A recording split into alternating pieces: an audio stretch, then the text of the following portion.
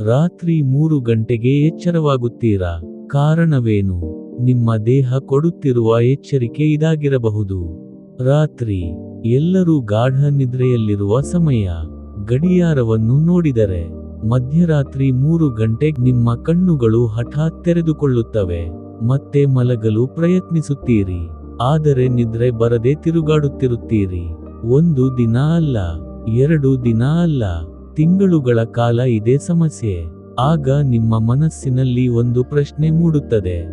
ಏಕೆ ಪ್ರತಿದಿನ ಇದೇ ಸಮಯಕ್ಕೆ ಎಚ್ಚರವಾಗುತ್ತಿದೆ? ಇದು ಕೇವಲ ಯಾದೃಚ್ಛಿಕವೇ? ಅಥವಾ ನಿಮ್ಮ ದೇಹವೇ ಯಾವುದೋ ಸಂದೇಶವನ್ನು ಕೊಡುತ್ತಿದೆಯೇ? ಇಂದು ನಾವು ಅದನ್ನೇ ತಿಳಿದುಕೊಳ್ಳೋಣ. ಕೊನೆಯವರೆಗೂ ನೋಡಿ, ಯಾಕೆಂದರೆ ಕೊನೆಯ ಕಾರಣವೇ ಹಲವರಿಗೆ ಗೊತ್ತಿಲ್ಲ. 1. ದೇಹದ ಜೈವಿಕ ಗಡಿಯಾರ. ನಮ್ಮ ದೇಹದೊಳಗೆ ಒಂದು ಅದ್ಭುತ ಗಡಿಯಾರ ಕೆಲಸ ಮಾಡುತ್ತದೆ. ಇದನ್ನೇ ಬಾಡಿ ಕ್ಲಾಕ್ ಅಥವಾ ಸರ್ಕೇಡಿಯನ್ ರಿದಮ್ ಎಂದು ಕರೆಯುತ್ತಾರೆ. ಈ ಗಡಿಯಾರವೇ ಯಾವಾಗ ಮಲಗಬೇಕು, ಯಾವಾಗ ಎಚ್ಚರವಾಗಬೇಕು, ಯಾವಾಗ ಹಾರ್ಮೋನ್ ಬಿಡುಗಡೆಯಾಗಬೇಕು ಎಲ್ಲವನ್ನೂ ನಿಯಂತ್ರಿಸುತ್ತದೆ. ಕೆಲವೊಮ್ಮೆ ಈ ಗಡಿಯಾರದಲ್ಲಿ ಸಣ್ಣ ಬದಲಾವಣೆ ಆದರೂ ರಾತ್ರಿ 3 ಗಂಟೆಗೆ ಎಚ್ಚರವಾಗಬಹುದು. 2. ಮಾನಸಿಕ ಒತ್ತಡ. ಒಂದು ಕ್ಷಣ ಯೋಚಿಸಿ, ನಿಮಗೆ ಯಾವುದಾದರೂ ಸಮಸ್ಯೆ ಇದೆಯೇ? ಸಾಲ, ಉದ್ಯೋಗದ ಒತ್ತಡ, ಕುಟುಂಬದ ಚಿಂತೆ, ಭವಿಷ್ಯದ ಭಯ. ಇಂತಹ ಮಾನಸಿಕ ಒತ್ತಡ ಇದ್ದರೆ ಮೆದುಳು ಸಂಪೂರ್ಣವಾಗಿ ವಿಶ್ರಾಂತಿ ಪಡೆಯುವುದಿಲ್ಲ. ದೇಹ ಮಲಗಿದ್ದರೂ ಮೆದುಳು ಜಾಗೃತವಾಗಿರಬಹುದು. ಅದಕ್ಕಾಗಿಯೇ ರಾತ್ರಿ ಮಧ್ಯೆ ಎಚ್ಚರವಾಗಬಹುದು. 3. Cortisol hormone. ಕಾರ್ಟಿಸೋಲ್ ಎನ್ನುವುದು ಒತ್ತಡಕ್ಕೆ ಸಂಬಂಧಿಸಿದ ಹಾರ್ಮೋನ್. ಸಾಮಾನ್ಯವಾಗಿ ಇದು ಬೆಳಗಿನ ಸಮಯದಲ್ಲಿ ಹೆಚ್ಚಾಗುತ್ತದೆ. ಆದರೆ ಕೆಲವರಲ್ಲಿ ಒತ್ತಡ, ಆತಂಕ ಅಥವಾ ಅಸಮರ್ಪಕ ನಿದ್ರೆಯ ಕಾರಣದಿಂದ ಇದರ ಮಟ್ಟ ರಾತ್ರಿ ಸಮಯದಲ್ಲೇ ಏರಬಹುದು. ಆಗ ದೇಹ ಎದ್ದೇಳು ಎಂಬ ಸಂಕೇತ ನೀಡುತ್ತದೆ. 4. ರಕ್ತದಲ್ಲಿನ ಸಕ್ಕರೆಯ ಏರಿಳಿತ. ರಾತ್ರಿ ಊಟದಲ್ಲಿ ಹೆಚ್ಚು ಸಿಹಿ ಅಥವಾ ಅತಿಯಾಗಿ ತಿನ್ನುವುದು ಕೆಲವರಲ್ಲಿ ರಕ್ತದಲ್ಲಿನ ಸಕ್ಕರೆಯ ಮಟ್ಟದಲ್ಲಿ ಏರಿಳಿತ ಉಂಟುಮಾಡಬಹುದು. ಇದರ ಪರಿಣಾಮವಾಗಿ ಕೆಲವರು ರಾತ್ರಿ ಮಧ್ಯೆ ಎಚ್ಚರವಾಗಬಹುದು. ಇದು ಎಲ್ಲರಲ್ಲೂ ಆಗುವುದಿಲ್ಲ, ಆದರೆ ಕೆಲವರಿಗೆ ಕಾರಣವಾಗಿರಬಹುದು. 5. ಹೆಚ್ಚು ಚಹಾ ಅಥವಾ ಕಾಫಿ.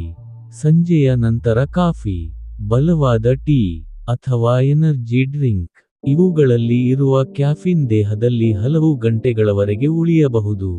ಅದರಿಂದ ನಿದ್ರೆ ಹಗುರವಾಗಬಹುದು. ಮಧ್ಯರಾತ್ರಿ ಸುಲಭವಾಗಿ ಎಚ್ಚರವಾಗಬಹುದು. 6. ಮೊಬೈಲ್ ಮತ್ತು ಪರದೆ.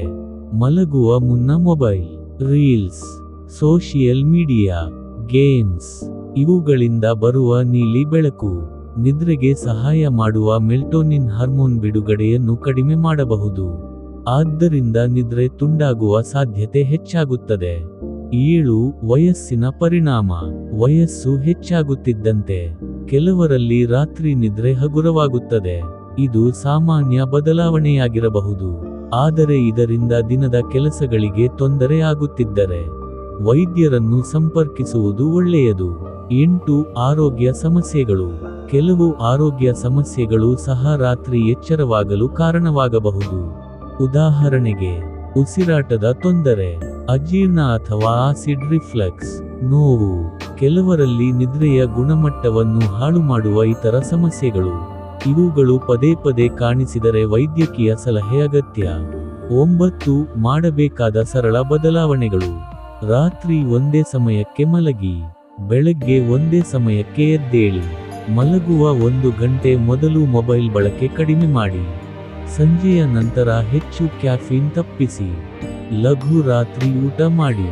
ಆಳವಾದ ಉಸಿರಾಟ ಅಥವಾ ಧ್ಯಾನ ಪ್ರಯತ್ನಿಸಿ. ಮಲಗುವ ಕೋಣೆಯನ್ನು ಶಾಂತ ಮತ್ತು ಕತ್ತಲೆಯಾಗಿರಿಸಿ. ಸ್ನೇಹಿತರೆ, ನಮ್ಮ ದೇಹ ಯಾವಾಗಲೂ ನಮ್ಮೊಂದಿಗೆ ಮಾತನಾಡುತ್ತದೆ, ಆದರೆ ನಾವು ಅದರ ಮಾತು ಕೇಳುವುದನ್ನು ಮರೆತುಬಿಡುತ್ತೇವೆ. ರಾತ್ರಿ 3 ಗಂಟೆಗೆ ಪದೇ ಪದೇ ಎಚ್ಚರವಾಗುವುದು ಎಂದರೆ ಅದು ಕಡ್ಡಾಯವಾಗಿ ದೊಡ್ಡ ರೋಗದ ಲಕ್ಷಣವೇ ಎಂದು ಅರ್ಥವಲ್ಲ. ಆದರೆ ನಿಮ್ಮ ನಿದ್ರೆ, ಒತ್ತಡ, ಜೀವನ ಶೈಲಿ ಅಥವಾ ಆರೋಗ್ಯವನ್ನು ಗಮನಿಸಬೇಕೆಂಬ ಒಂದು ಸೂಚನೆಯಾಗಿರಬಹುದು. ಈ ಸಮಸ್ಯೆ ವಾರಗಳ ಕಾಲ ಮುಂದುವರಿದರೆ, ಅಥವಾ ಹಗಲಿನಲ್ಲಿ ತುಂಬಾ ನಿದ್ರೆ, ಉಸಿರಾಟದ ತೊಂದರೆ, ಎದೆನೋವು, ತೀವ್ರ ಆತಂಕ ಅಥವಾ ಇತರ ಲಕ್ಷಣಗಳು ಇದ್ದರೆ ವೈದ್ಯರನ್ನು ಸಂಪರ್ಕಿಸುವುದು ಉತ್ತಮ. ಏಕೆಂದರೆ ಆರೋಗ್ಯವೇ ಜೀವನದ ದೊಡ್ಡ ಸಂಪತ್ತು. ಇಂದಿನಿಂದ ನಿಮ್ಮ ದೇಹದ ಮಾತನ್ನು ಕೇಳಿ, ಅದಕ್ಕೆ ಬೇಕಾದ ವಿಶ್ರಾಂತಿ ನೀಡಿ, ಒಳ್ಳೆಯ ನಿದ್ರೆ ಪಡೆಯಿರಿ. ಆಗ ನಿಮ್ಮ ಬೆಳಗ್ಗೆಯೂ ಆರೋಗ್ಯಕರವಾಗಿರುತ್ತದೆ. ಧನ್ಯವಾದಗಳು. ಮುಂದಿನ ಆರೋಗ್ಯಕರ ಮಾಹಿತಿಯೊಂದಿಗೆ ಮತ್ತೆ ಭೇಟಿಯಾಗೋಣ. ಈ ಮಾಹಿತಿ ಆರೋಗ್ಯ ಜಾಗೃತಿಗಾಗಿ ಮಾತ್ರ. ಇದು ವೈದ್ಯಕೀಯ ಸಲಹೆಗೆ ಪರ್ಯಾಯವಲ್ಲ. ವಿಡಿಯೋ ಇಷ್ಟವಾದರೆ ಲೈಕ್ ಮಾಡಿ, ಶೇರ್ ಮಾಡಿ ಮತ್ತು ಹೆಲ್ತ್ ಟಿಪ್ಸ್ ಕನ್ನಡ ಚಾನೆಲ್ ಅನ್ನು ಸಬ್ಸ್ಕ್ರೈಬ್ ಮಾಡಿ.